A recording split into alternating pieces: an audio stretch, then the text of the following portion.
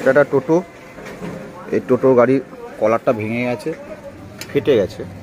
এখানে আগে ঝাল করা ছিল, এই যে দেখতে পাচ্ছেন ফাটাটা এখান থেকে পুরো ফেটে গেছে। তবে এই ফাটাটাকে ছোটোখাটো এই বিয়ারিংয়ের কলারটি কেটেছি, এটা আমি ওখানে ঢুকাবো, ঢুকিয়ে সেট করবো,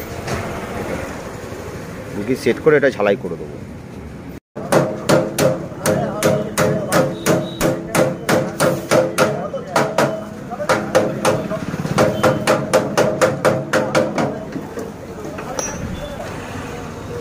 এই কলারটা ফিটিং করলাম, এরপর আমি ঝালাই করব।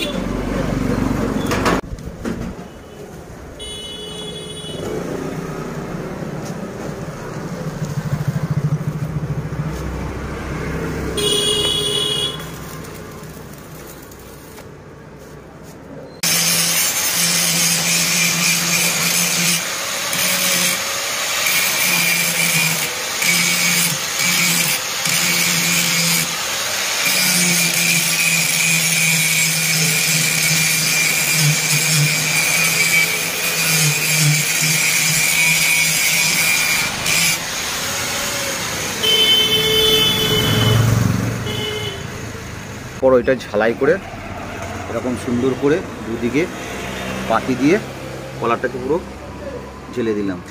এই দেখুন কলারটা ফিটিং করা হয়ে গেছে।